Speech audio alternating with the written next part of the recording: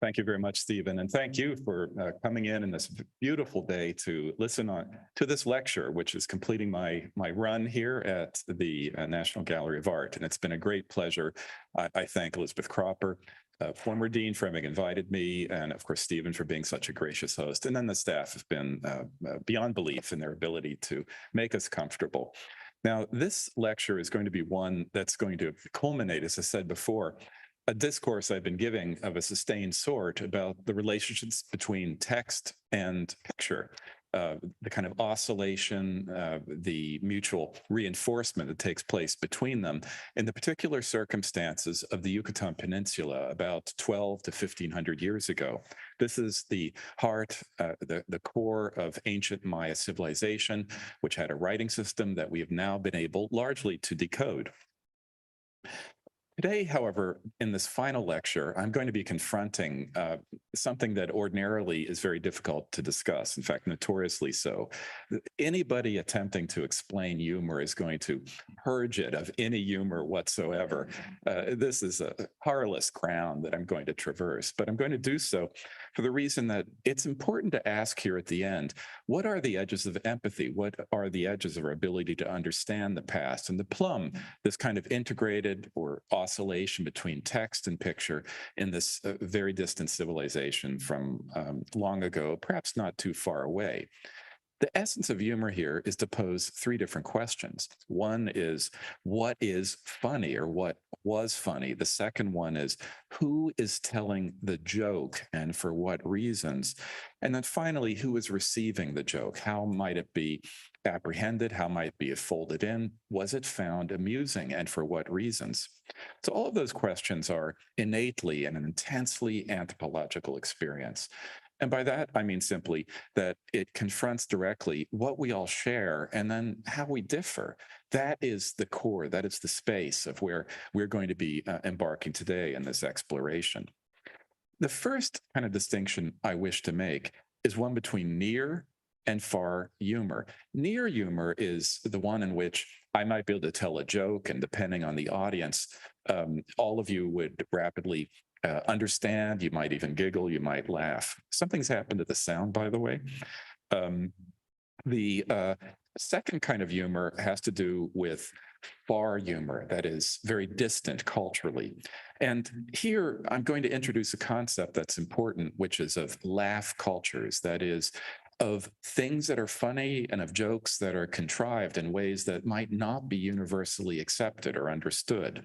And so how do we find a way to bridge this? How do we find our way to that space between the far and the near? How do we undertake this reconstruction of a laugh culture from long ago?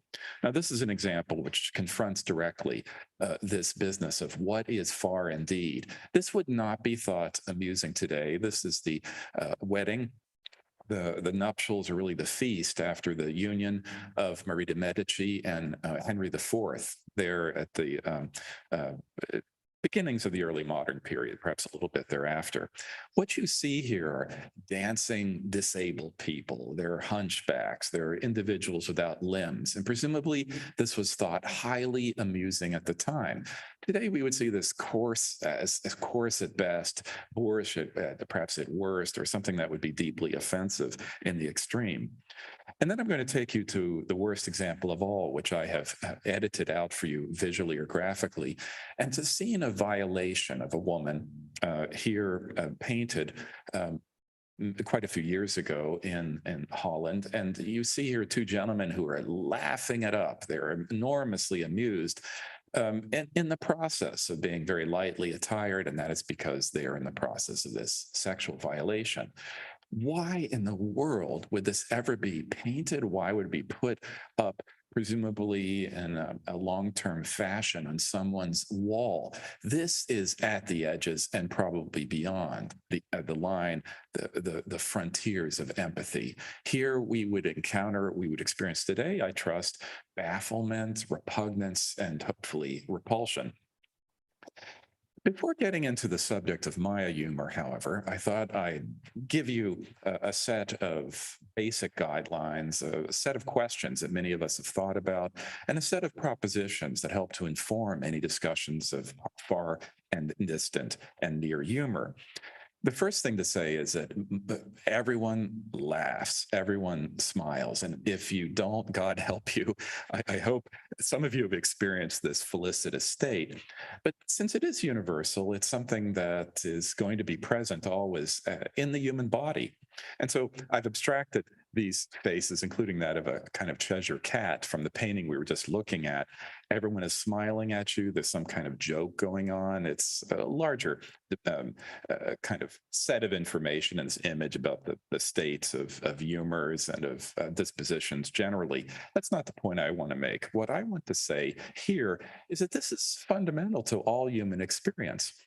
And this has even been taken by a variety of theorists, going from Spencer to Kant, and then ultimately up to Sigmund Freud, as a condition that is universal for the simple reason that it is allowing a release of tension. It's allowing us to move beyond an uncomfortable state. And that dissipation of tension is indispensable to all society, all human interactions.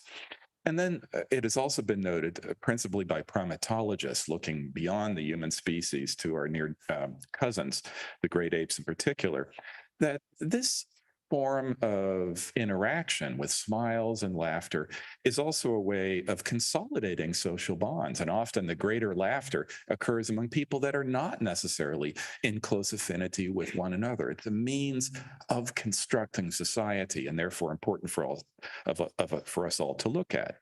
We can say, therefore, that it makes society easier. It makes it function well. It is a social emollient, and it also has a contagious quality. If one of you might laugh, others might look at them in a puzzled fashion, but if enough of you laugh, that will spread rapidly in this particular group. The other thing we can say by way of a universal is that humor is often exercised in human societies within cycles, and often at moments of renewal in which the world goes topsy-turvy. We are familiar with Carnival, which recently, of course, coursed through New Orleans and other places in the world. These are seen by anthropologists, and not only those scholars, as times in which there are violations of decorum. Norms are violated. There is great excess. There is frivolity. The better then to renew those commitments to norms that make society function in a smooth fashion. This has been studied in terms of folklore and the like by Mikhail Bakhtin, thinking back to that rich and coarse and scatological tradition of Rabelais and other figures of a much earlier period. This is a time of inversions in which things that should be are not, eventually to be restored to their appropriate and respective positions. This also means, though, and this I'm now taking us more into this discussion of laugh cultures, takes us into the realm, transports us into history. And this is the matter of the content of the humor, not the mere expression of laughter or of frivolity or showing a smile in my face as a form of friendly display, but rather, what is it that is thought to be funny? What is its content? And then, and here we are getting into a substance, to a matter that is directly relevant to the Mellon Lectures. How is that humor shown? How is it depicted? There are various historical approaches to looking at the laugh cultures of the world. And I turn to an earlier Mellon lecturer, Mary Beard, who is renowned in scholarship for her commitment to classical studies, but also for her light and easy learning. Here she is touching a Roman sculpture, in part, though, to make a point, which is in her, I would call, stronger version of history, she would probably claim, and has argued in a book, that the reason we laugh when we do, and for certain reasons, thinking back to that content, has everything to do with the Romans. And that centrality of classical civilization is obviously going to be something that would be espoused or endorsed by classicists like Mary Beard. But beyond that, I would also venture to say that there are acceptable, maybe a little less controversial, weaker versions of these historical approaches to the laugh cultures of the past. These are ones that focus on themes that would be generally recognizable. If we turn here to this painting, also from the the great age of painting in the Netherlands and the Low Countries, we can see a variety of tropes or a variety of themes that you probably would recognize in humor. There is the drunken woman who is off kilter, not in a properly stayed position. There is the male seducer plying her with alcohol, and then the impudent monkey taking this opportunity because she is not taking care of her own body in an appropriate fashion for the time to peek up her skirt. These themes are ones that have been studied by Bakhtin and by other scholars of this earthy tradition of coarse humor of early modern humor. You would have unequal love. There would be jokes about poop, scatology, we would call it, about physical disability or poverty, fools. There might be even a furtive introduction of political criticism. There would be proverbs and the like. All of these are recognizable to us as sources of fun and humor, of amusement, but nonetheless, they take particular expressions as channeled within certain places and certain times. And so what I'm going to do today, though, is to insert you, if you will allow me, into that location, that cavity between the near and the far. We're going to be looking at these matters historically, but I suspect, and I will deem it likely that by the end of this talk, you will be able to recognize humor in ways that might induce a smile, or at least be understandable in some ways. There's a necessity of history. There's a necessity of examining content and also depiction, but in ways that will make you perhaps smile. Let us speak at this juncture about the laugh culture of the Maya. And again, I'm giving you a little bit of an introduction. I'm going to be posing here of the Maya what was thought to be funny, who tells the joke, what is the joke, who receives the joke. And one of the curious aspects of depictions of humor in ancient America, I'm showing you two pieces from the coast of Veracruz, a non-Maya context, is how exceedingly rare a smile might be, or visible signs of laughter. Now, we have no idea what was thought funny in that area. There are no legible texts. We don't know what the joke might be, but in this reason, it was thought acceptable to highlight such arrangements on the human face, such contortions of the human face. The fact that these were complex matters is that many of these have been recovered archaeologically near caches of human skulls, indicating that we were already occupying that zone of the far humor, of the far distant frivolity that is very difficult for us to understand. At the outset, let me say that the Maya did not, in their official imagery, smile. And this is an example of what I regard as a rare case of portraiture. It's of a woman carved out of limestone in the city of Pomana in Tabasco, Mexico, dating to approximately 8700. This is the standard. This is the norm for Maya displays, for the depictions that also need to be historically probed. We can even say that the Maya are, in this official imagery, age elastic. And this is a 10-cent word that simply means that there is no official display of laughter or smiling. And let me say here at the outset that all autocratic societies, be it ancient Maya kingdom, be it North Korea, be it wherever, are ones that are very, very exercised about controlling laughter, because eventually that might be sent as a targeted arrow back into the chest of whatever autocrat purports to rule in those places. This is, however, totally discrepant with the fact that linguists and ethnographers working with many of the Maya descended groups find abundant testimony of laughter and of fun and of joking. The laugh culture is one that I will briefly describe to you today, with the proviso that it is coming out of farm and field, so to speak, out of small hamlets and villages. And we are not and do not have access to whatever might be thought of as wry amusement or wit at the Maya court. That's going to be a little bit more distant. However, we were going to get a bit closer to it by the conclusion of this lecture. Among the modern Maya, there is, especially among one group called the Tzotzil, who have been superbly studied in this respect, the Bashatan, the playful speech. It is often coded. It is abundant in metaphors. It is highly gendered. There seems to be a kind of humor among men and that among women, which is less frequently studied. A lot of this humor has to do with jokes you can sort of get immediately, which is the metaphor of, let's say, the many, many words for penis, bone, stick, and so forth. And then why not turn to the female genitalia? I don't need to read off all of these to you today. It would make me blush if I did so, but I'll pick out one. The hidden animal, the meal of the partner. Now, this sexual humor is caused a few of you to laugh. I heard a few responses out there among you, but it can get very elaborate in discourse. For instance, the wife is called the Lord of the Bed, and clearly it's referring to some kind of playful discussion of what takes place between the sheets or in the privacy of a bedchamber. Then there are all of these nicknames that are not necessarily sexualized. And again, these are modern Maya. These are not attested necessarily in the inscriptions. Someone might be called bony, hairy nose, the bulging head. They're not very sensitive to people's feelings, are they?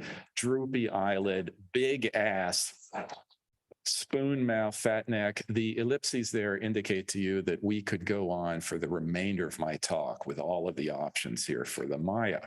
The other thing that I need to say at the outset, though, is if we think back to that Rabelaisian discourse about festival humor, there's plenty of this too among the ethnographic Maya.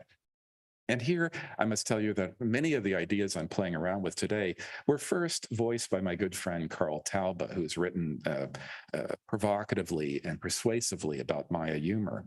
Festival roles are people who dress up to do outrageous things, and they include the black men, who are evildoers linked, and I have to apologize for me even saying this, with Jews, with monkeys. There are all sorts of racist tropes going on here, wrapped into Christian ideas, of course. There's cross-dressing that goes on as well in these times of inversion in the high festivals of the Maya. And then making fun of foreigners. Here, they're Mexicans. They're the ones they make fun of with their sombreros and acting in a ridiculous and drunken fashion. So there's commentary going on here, and there's a lot of fun, there's a lot of laughter, and a lot of seriousness as well. Now, if we push back further into the colonial period, into that cusp of the time of the Spanish conquest, perhaps indicating something of what might have been before, we have, for instance, evidence of such dances and frivolity in this colonial depiction from a building that has been reconstructed by my good friend Jarek Zralka in the University of Warsaw. This is probably a house of dance or music where paraphernalia might be kept. These are the special facilities that probably existed for making fun among the Maya. Now let's go to a gallery of amusements here. And here I'm going to pass from first a comparative example, just so that you can get a grip on what might be going on here. Not all are from Europe, some might be from other parts of the world. And then we're going to be embarking on an escalating scale of harshness, of farness, of distance, if you will. And then ultimately, we'll be concluding by looking at a set of genres that are, I think, all about the wit of the court. Now, let's first look at material wit. I have suitably bowdlerized this image. Use your imagination. It's an enormous phallus. This is not from the Maya. This is from the Moche, who are people from South America. Whenever you would try to drink from that vessel, as was pointed out some decades ago, you would slosh it all over your body. And you can imagine that the spout of that phallus would also emit occasionally a drink that looked very much like semen. Now, that kind of material wit, that playfulness, it's found in one and a few Maya cases. This is a bowl. It's in the shape of an underground receptacle. And if we strip away the blue, out pops a frog or a toad. You can imagine you don't want to be drinking from something that a frog or a toad has been sitting in, just the mucusy unpleasantness of it. But it's meant to be funny. It's probably meant in a very light and gentle way to be amusing. Now, to take us to the second example, there are many jokes universally about the near human. And what better example of this, what better model than the monkey, the simian? We see In Europe, a lot of evidence of role reversals going on, but also animals as human parables. I call them the humanimals, and we'll see some examples of them later. There are negative ways of looking at monkeys. Remember the wanton monkey, not behaving very well, looking up a human woman's skirt. There is already a kind of violation of cross-species love and affection here, which is meant to be disquieting. The Maya thought a lot about monkeys, and they showed them in their art in ways that I will offer are amusing, because they too are near human. They're dexterous, but at the same time, once you get close to them, they have aggressive natures. They will do all sorts of things I'll show you in the next image, but they are, I think, tellingly described in some modern Maya languages as the smilers, as the grinners. How are they so different from humans? Well, they're very non-human in that they defecate openly, and they're also quite openly sexed, or oversexed, I should say. There's a semi-erect penis over to the side. I think you can make it out. Don't need much imagination here. These are manifestly non-human because these things don't take place.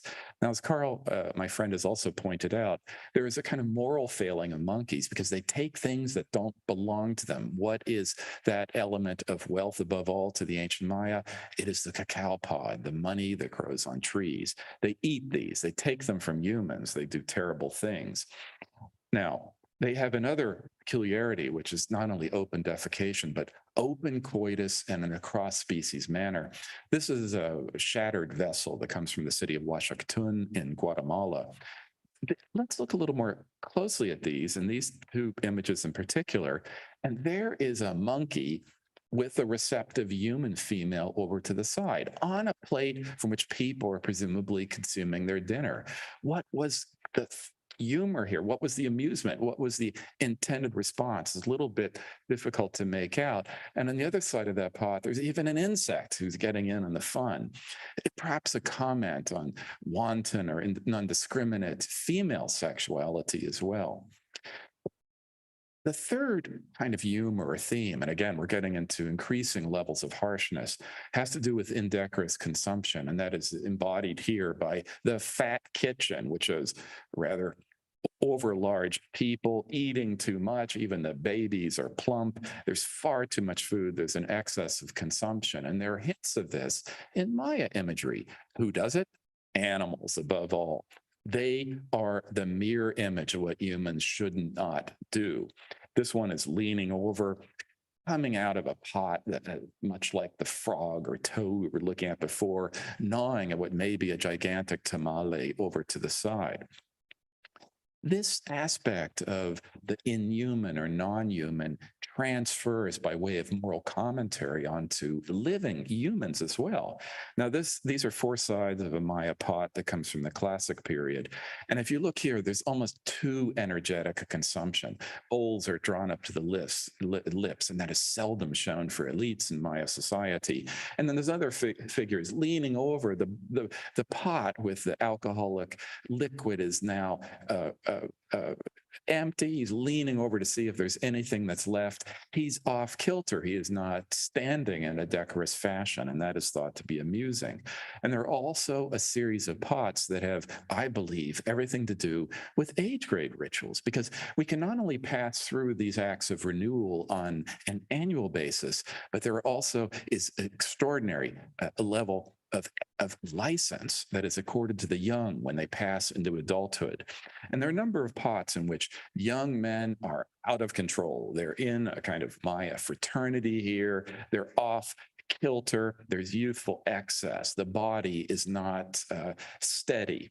And in fact, this person is about to fall down. And just to make it absolutely clear what's going on here, above them is a glyph that reads chi, which refers to a pulque, an alcoholic drink of the Maya. But adults are there always in a reassuring fashion to make sure that everything is under control. And in this pot, we see things that are not probably acceptable at a decorous Maya court. There's vomiting. There's a coarse handling of material dipping in to see if there's some liquid at the bottom. And then, as with all drunken youths, sometimes they get into bloody fights.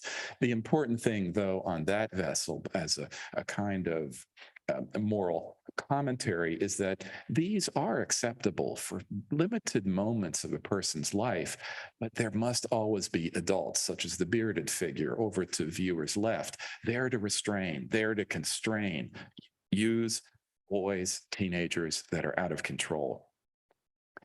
Now, another trope is the indecorous union. And I'm, again, starting with a Western example. Here is a spring-winter dalliance, if there ever happened to be one. The withered breasts of the aged woman are leaning over the hot physique of this young man. Money seems to have been exchanged. It's coming out of the pot down below. The woman is also the aggressor here. And this is presumably, in this context of Netherlandish painting, thought to be amusing. The Maya had similar kinds of tropes in which we have young ladies whose nipples are being fondled in excited fashion by elderly men. And it could be, though, that this is a slightly different kind of arrangement, and the women do not seem to be repelling these advances. And it could be, as my friend Simon Martin has pointed out, men of a certain age are not necessarily thought to be impotent in any sense, but rather are repositories of wisdom and ultimately of power. These are deities here, these are gods, but they become thematic tropes and models or exemplars for human behavior. The only smiling figures I have ever seen in Maya art are these of an old man. He seems to be carrying off a young woman who is docile to his attentions. We don't know what's going on here.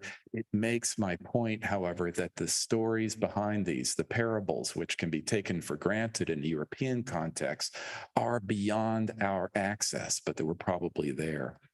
Now, as Carl and I have discussed over the years, some of what is going on here has to do also with commentary about what we would call anti-courts, of dynastic settings that are behaving in ways that are meant as anti-models for the way you should actually comport yourself at a kingdom like Piedras Negras or Palenque or Tikal. What is an example of this? It might be this elderly god of wealth who the Maya seem to have seen and looked at with deep ambivalence, surrounded by a harem of young beauties. He's leaning over, in fact, to affix probably a bracelet. It's bling for the trophy wife, so to speak. This is not necessarily seen in a very positive light on this vessel that is beautifully depicted here on a pot that is one of the treasures of the Art Museum at Princeton University. There are some old men that also hint at a courtesan culture, I believe, among the Maya, of young women who are also serving elderly gods in this case. They're fondling and stroking their bodies. Sometimes the men are reaching behind. Sometimes these old gods are stroking themselves while they're being wafted with small fans in order to increase their comfort. There's signs of alcohol consumption all around here. It could be almost that the toothless gums of old men become a simulacrum of a smile. The fifth, and we are getting here to a conclusion here ultimately as we get all to the wit of the Maya court, as seen in a number of pots, has to do with stock characters that would be recognizable to anyone looking at the ancient world. These are a variety of bumptious characters on a Greek vessel dating to somewhat later in the classical period. They're being named over to the side. They're not handsome individuals, I think we can all acknowledge. Now, the word theater simply comes from a spectacle, a place where seeing takes place, and this might also be found among the Maya in their royal palaces, in their patios. Now, the Greeks were not the only people to do this. This is another one of these Netherlandish paintings in which we have a boy in drag. Almost certainly it's not a young woman. And then there's two stock characters to either side. Piekel Haring, probably coming from an English word, a farcical character. And then there's Hansworst up to the top, to the side. They're all trickster characters in a way, bumbling and conniving, sometimes becoming offering wisdom in so far as their misbehavior has any point to it whatsoever. There are countless Maya figurines. And as Christina Halperin and others have studied them over the years, it doesn't take, again, a lot of imagination to see these, because they are repetitive, as stock characters in a street theater of the Maya. These are not objects of the court. They're made by the thousand. They would be accessible to anybody within those societies. And they're whistles frequently, which means that they are performed. They make an utterance of their own during the course of these performances. Now, Carl Talbot has also correctly, I think, identified clownish figures among the Maya. How might they be identified? Well, they have, above all, bad skin, or skin that seems to be covered with some kind of textile. They have buffoonishly large lips. They have dark eyes. They, too, are off kilter. Their bodies are not arranged in any kind of decorous fashion. Such clowns of a sacred sort are well attested throughout the American Southwest and indigenous cultures of the Americas. Now, such clowns, as Talbot has argued, almost certainly existed among the Maya. They're found on pots, again, to indicate something of the hilarity that would ensue from alcoholic consumption at those pots, and the kind of feast that would involve performances of a theatrical sort. Another clown is born to be one. And this, again, takes us into the far past and to far humor, and that is the dwarf.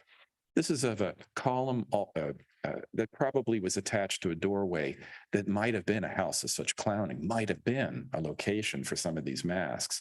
He is dancing away. I've highlighted his body, his little rotund body for you in blue.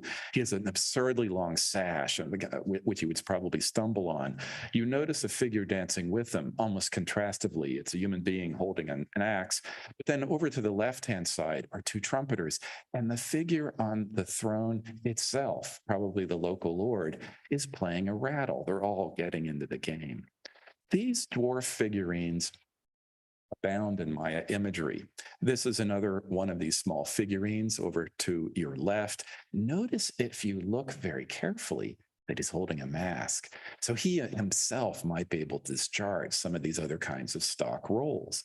Some of them are still somewhat controversial. These acrobatic figures that you see over to your right might be musical instruments. It's been suggested that they might be dancing trophy heads. This is a possibility.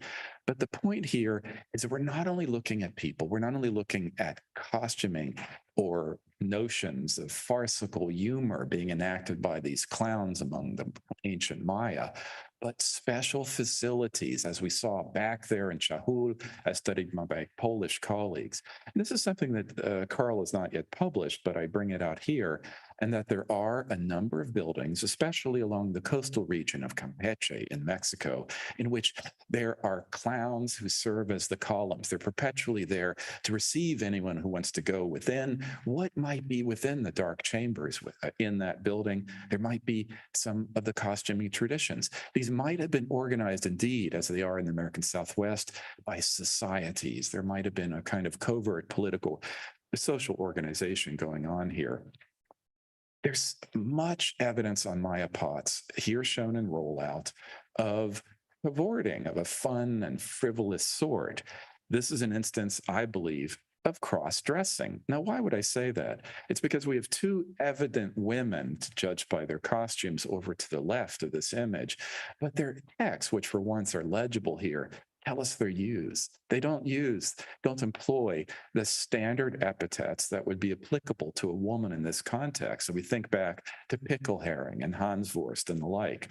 They're long-skirted, but I think that something else is going on here. And then perhaps one of the most explicit performances of all has this individual holding a rattle and a fan. He is accompanying someone with a rasp. Over to the side appears to be a woman, to judge from her long textile garment, accompanied in this instance by a drummer, as though each musical instrument might accord with that particular role. But if we look close up here, what do you see? almost a Cyrano de Bergerac figure with an elongated nose coming out. It may be over Freudian of me to say so, but it's probably a penis, and it's meant to be amusing. Notice, too, that he is off kilter once again. He does not have that staid balance that you would associate with a respectable Maya. The woman, to use quotation marks, is holding up her hand and touching the penis. That's actually a zone of miraculous impregnation in some Maya myths. And there might be all sorts of stories here being told. It's a sixth kind of humor. There could be, I believe, caricature. This is a celebrated example that comes from France. It was drawn by Honoré Daumier. It landed him in prison, as a matter of fact, because he's showing the king of the time, Louis Philippe of France, as increasingly like a pear, which probably corresponded to his adipose appearance. It was not amusing, shall we say. And it gets me back to that age-elastic property of many states. I have wondered whether some of the spontaneous graffiti that one sees in Maya palatial settings might actually be these kinds of caricature, done furtively, done in settings where people would see the king probably on a routine basis. But these are not the heads of anybody that would be regarded as handsome. Maybe they're showing a playful and even mordant view of a ruler at the site and members of his court. Now, the harsher kinds, though, of humor would be ones that involve foreigners. And again, to take you to a far distant place, this is of a horse in China from a mausoleum not too far from Xi'an. I've seen it, trampling a foreigner. And if we look at his face, he is almost bestial. He is grimacing. His hair is loose. He is naked. And he is being shown in a way in which the foreigner is amusing, but in a reviling fashion, one who is seen in a very severe form. This happens to be an individual, in fact, shown generically here, who's an ancestor of the Mongols who eventually take over China. Then there's this very harsh version. It doesn't need a lot to decode it. All of us can access, I think, the near versions, the supposed humor here in a recruiting poster for World War I. There is the Teuton crossing the Atlantic, having wrought this devastation in northern France and Belgium, threatening the white women. And you can, of course, see that there's a racist trope going on with the Teuton as well. There's a dehumanizing aspect here that is a kind of non-humor humor. Muted versions, less harsh ones, would be Tutankhamun's staff from the Valley of the Kings in Egypt, in which we have the elegant foreigner who might be admired and very beautifully dressed. But remember that Tutankhamun would have squeezed them on a daily basis while he walked around. Now, foreigners serve a purpose. I think we have noticed this in Washington and in other places, in that there are many jokes about foreigners. There are the stupidity jokes, and I don't want to go through all of these, but in Australia, Tasmanians are a bit on the dim-witted side. In Finland, it would be Karelians. This has been a study by Christy Davis, among other people.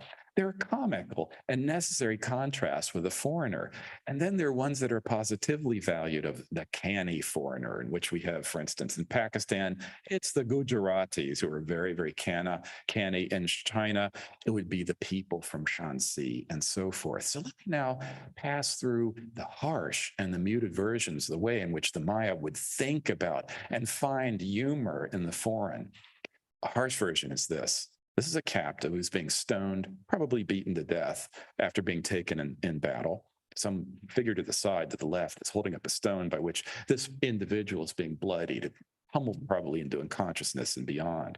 He's feebly attempting to ward off these blows. But if we look carefully at what is being displayed there, it is something that is never seen with a Maya king or nobleman, and that is the genitalia. An outsized scrotum and a dangling penis. And the reason for this is that we are looking, as we saw in that World War I recruiting poster, at the bestialization of the foreigner, making them unhuman or non-human. Where else in Maya art do they show genitalia? Why, it was with the defecating, urinating spider monkey. It was with a jaguar swimming in water, not a humanimal of the sort I mentioned before, but one that is fully animal. He wears no clothing. Now, a more muted version among the Mayas, one that Simon Martin and Carl Talbot I have written about briefly. And this is from a pot that shows a number of Maya over to the right-hand side. Someone is on a throne looking at a mirror. There's a degree of narcissism here. But then the dancers themselves are painted or daubed with black paint, and they're twisting over to the side in contorted bodies. And they combine the dwarf as a figure of amusement with the foreigner in this small figurine of a dancing, wrestling, ball-playing dwarf who comes from a royal tomb at the city of Peru. Presumably, this was a hint that such kind of quarreling and fighting and wrestling between dwarves would have been thought amusing, but he is dressed as a foreigner in addition to being a dwarf. Now, Simon is doing an extensive study of foreigners, but the fact of the matter is that by Maya standards, they must have been thought ugly. They have pug noses, they have beetled faces that are sort of withered, they have large lips, they're almost at are, I think, clown-like to some extent. And that contrast is necessary, for instance, a number of pots. Here's one in which you see a Maya figure over to the right.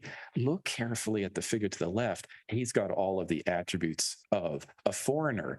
And then also notice that he has a rattle in his forehead as though he is ultimately meant to be a performer. And then also notice, and you'll have to take my word for it, that the glyphs say he is the Ahawi Lachau. He is the lordly king, the lordly lord. Are they having a joke with us? Now, the final element I wanted to explore here in my remaining few minutes has to do with the wit of the court, which goes us into an area beyond the ribald, beyond the coarse, beyond the belly laughs that you would see out in the farm and field and perhaps in the less or non-elite areas of the Maya community. And these are the exquisite pots that refer indirectly to conversations that might be heard in the distant past.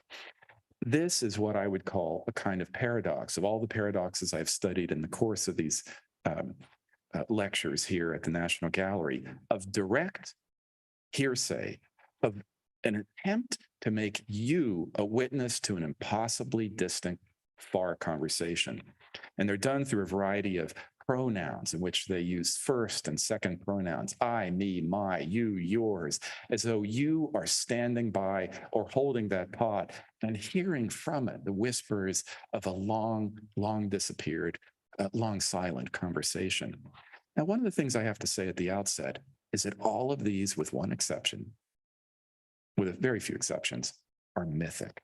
That is, they always involve supernaturals. They're not about the world of the living. It's an important point to make. In a sense, we see a similar kind of tradition in Egypt, this famous Redanun Rufa, the talk and shout traditions that occur in tombs that are not meant to be perused by the living, but by the souls of the deceased. And we can see here some of the same direct conversation, but of a winnowed sort. It's not meant to be vernacular speech, but a version of acceptable vernacular speech. And what it is about is haste. It's about imperatives. It's about people doing their diligent duty and then yelling and scolding those who are not and calling them women, as you can see here from this particular example from Egypt, from Old Kingdom Egypt. And then we abuse animals who are not doing their duty because, well, they're animals. They need to be coaxed to their obligations by humans. This person is yelling at the donkey, telling it to accept, put up with the burden we're about to put on you, and then using a word I will not repeat here on YouTube, whereat you so-and-so, obviously referring to the donkey. Now, there's a buffoonish struggle going on here. It's probably meant to be amusing in ways that are not accessible. There are a number of these in Egyptian evidence that have been widely studied. Here's another one in which someone is extolling their work because it's being done to perfection at the behest of the master in the tomb. I create perfection. I do my work so very well. Others exhort each other, get it going, move. And then down below, I am doing as you wish. It is the perfect servant. And it's very unlikely this was ever a conversation overheard from actual servants. Now, there is an example of unusual pronouns here, which does occur in the Maya corpus. It probably has more to do with a slightly different situation. It's one of the glories of Maya carving, panel 3 at Piedras Negras. And on it, as Dave Stewart noted long ago, there's a small figure who says, awinaken, I am your servant. Again, in that almost old kingdom Egyptian fashion of the diligent servant of a world that is meant to be perfect, where things are happening as they should. Now, this monument is unusual for another reason, because the scene on it is of a time probably about a lifetime ago, before that of the ruler who actually commissioned it. In other words, it is an act almost of hearsay in which pronouns, not just this one, are emanating from the surface of this carving in ways that you can listen to. And the reason for this has to do with the complex politics of the time. There's a visitor from an enemy kingdom of Yaxchilan. He's a kind of quisling. He's never mentioned again. He's come to make nice with the royalty of Piedras Negras. And it is almost as though this is an official recording of what actually took place, showing that such a concordat or an agreement, such a covenant or treaty might have existed between these populations, between these two kingdoms. Let's look at the majority of these now as I get to the end of my lecture. These are examples of a far distant time, of incongruous interlocutors, of figures such as, in this instance, we'll see in a second, a hummingbird talking to a young version of what is ordinarily an elderly god. An exquisite vessel is painted almost as though with rabbit hairs.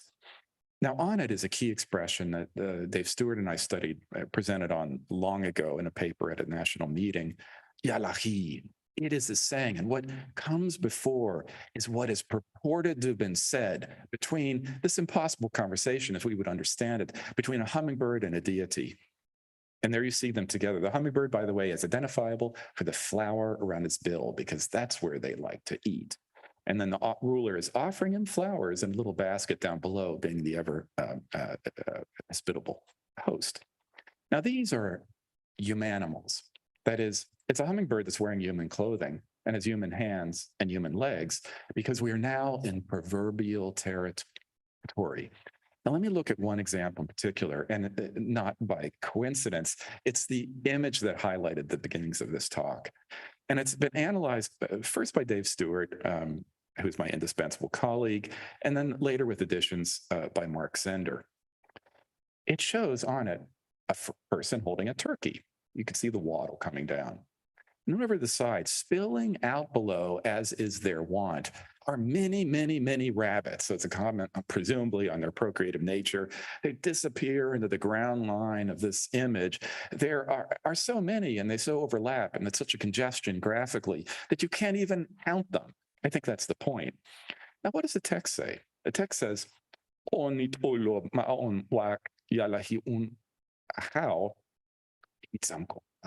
I've got one question mark there because I'm fairly sure about that final reading. But what does it read in English? It says, many are my rabbits. Indeed, yes. Not many happens to be the turkey, because there's only one. Now, it's risible. It's meant presumably to induce laughter. There must have been some story here. But notice, as with all ancient art and all ancient imagery that is so difficult to access, it's off stage, it's off screen. It's very, very difficult to reconstruct exactly what was funny here, what led to this particular circumstance. But by using their imagination, their own memory of those parables, the viewer, the knowledgeable viewer, would access them and find amusement here. Now, here is an instance of shenanigans in the House of Tribute. It's a place where wealth was probably stored. It tells us it's a dark location, by the way, to judge from the elements on the pilaster nearby. And what do we have here? A kind of sense of negation and of inversions, which is another standard theme within these far distant accounts of mythic humor. There's a sense of loss between a dog, a lord, a dwarf, and a receptive woman leaning back. And what is being said here is there isn't much tribute in the House of Tribute. So it's leading to a sense of, shall we say, pilfering or accounting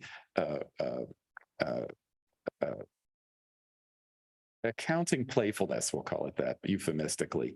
And then over to the side, the woman is leaning over. And in each one of these cases, what they're saying is, such and such was the utterance. And then by means of this explicit statement, they're telling us, so says the dog, or so says the dwarf. So that is giving us an example of humor, and it is embodied above all by a trickster figure. It's a little bit like Brer Rabbit, some of you might have heard about in the American South, or for that matter, the coyote in Native American traditions of a being that is doing things that are not appropriate so as to upset order, but for reasons that are necessary to the steady conduct of the world and its prosecution.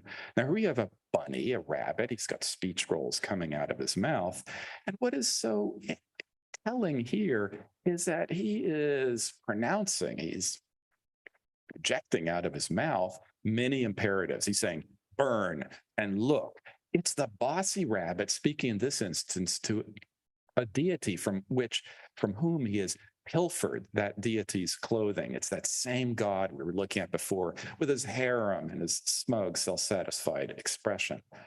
And in addition to that, these tricksters are found breaking the fourth wall. If you think back to my first lecture, for those of you who were here, looking out at you, the drinker from this vessel, as though you're sharing in the joke.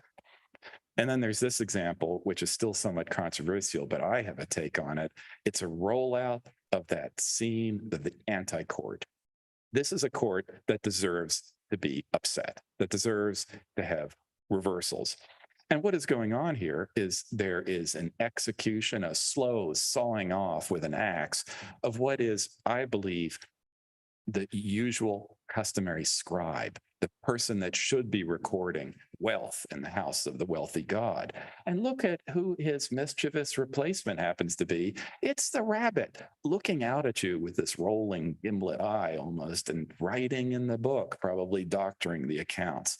And so it's probably the most and the deepest anxiety of all literate peoples that someone is coming up with bogus numbers. Now, this dwarf and trickster aspect is one that we can return to. You recall this was a buffoonish figure of fun among the ancient Maya, but also becomes a kind of trickster, inserting itself into himself, usually into a courtly setting of the mythic world.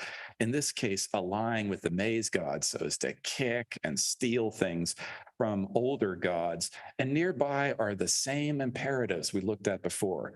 Look here, and possibly saying, as Mark Zender has interpreted this as, my lord, it is a record of conversation, is a record of bossy small people, as though that too were a source of fun. Now, I want to conclude here by telling you that maybe this isn't enough. Maybe it wasn't sufficient and necessary simply to tell you these events went on, but rather there was an effort by the ancient Maya to materialize, to make permanent, in a sense, the evidence for the testimonies that you've seen here written out through actual objects. Now, this is the bottom of an alabaster vessel. These are very, very valuable to the Maya. They're not frequently found. I've found a few in excavations. Often they're broken, they're fragile. But on the bottom of that vessel, which could only be read if you held it up after emptying its contents, is one of these quotative expressions, the Yalahi.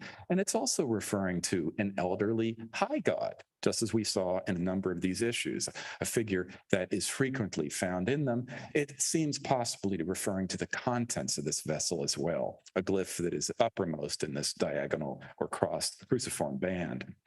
It could have been, for the Maya, the very vase that held liquids being described here. So it has materialized something that seems impossibly distant, and it's made it real for you.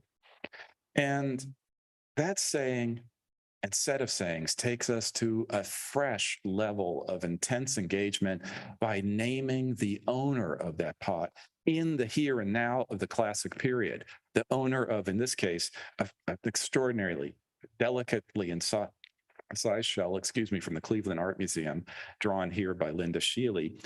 And what it says in Maya is Chakpatan, and then possibly Saibul, Yalahi, etc. I don't need to go into all of it because the important thing is to give you the English. It is saying, it is the great work for you. said the seashell to the deer. And you'll notice there's a little seashell, a little conch down at the knee of this seated figure. He's got a deer on his forehead as though he has merged with the identity of that animal. And then this is the crucial aspect. So as to materialize this, to make it real, down below in yellow, I've highlighted for you on the shell of an historically known person. And so we have a three-part system here in which we have coded in color for you in blue, red, and green. We have the quotation, the direct hearsay, as I've called it, the testimony. Then we have the people who spoke to one another, the direct linguistic contextualization of that statement, and then who owned this actual object. Now, as has been pointed out by Dave Stewart to me, that same person who carved that conch shell, it's probably the very conch in their estimation and their view of what is being depicted on that image, is also found on yet another alabaster vase, also using curious pronouns, as though these were specialisms of some artists. So to conclude here, looking back on this more, I would say, witty, more elusive, much more subtle sense of proverbial knowledge that would have been known to the audience at a Maya court, we have a number of different claims being made here, a number of different observations that can be inferred. There's seldom these statements about the here and now. And that's even true with that one dynastic exception that I pointed out to you. They're about then and there in the far past. They're oral. They're about words such as I'm speaking to you today in this auditorium in the National Gallery of Art. It's hearsay because you are only, it's simply impossible for you to have been there at that distant time. There is tension, there's loss, there's confusion. There are limited numbers of personages because the stories here are not without limit or end. And ultimately, there is this rooting of this in tactile, possessible things that can be held by humans. And so all of this probably is about storytelling. And I've been telling you a number of stories over the last couple of weeks, I hope of high levels of plausibility and credibility. But what we're hearing here is about a kind of humor that is partly accessible through decipherment. And I would pull back even further to say, what is it we've been doing over these last couple of weeks, and hopefully in the book to come from this? Well, we've been looking at the world of graphs. We've been looking at the paradoxes of the merely technical, but nonetheless that would have miraculous properties as made by the artists, by the sculptors and calligraphers of long ago.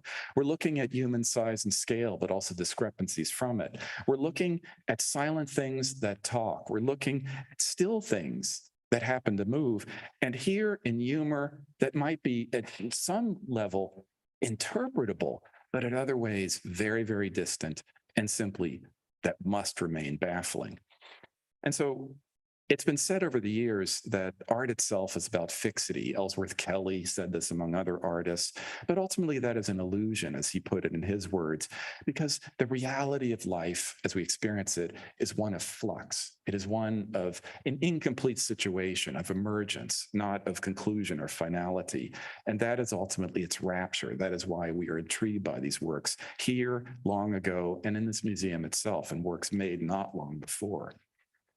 What I think, though, ultimately, what I think finally and conclusively about the vital signs that I've explored over this time with your careful patience is that it is about showing and it's about seeing, indicated here by a glyph the Maya would record as an almost kind of authoritative act of witness, ilah, to see something, to be able to conversation, and by seeing it in images in ways that are crafted so as to work in seamless harmony. The vital signs, therefore, are about crafting persuasion. They're about validating truths. And I think, as with us today, this is the problem that besets us existentially, which is in a world of disbelief, which increasingly invades our own and everyday lives, how do we find our way to the belief that comforts, to the belief that makes the true and valid something that we can subscribe to? Thank you.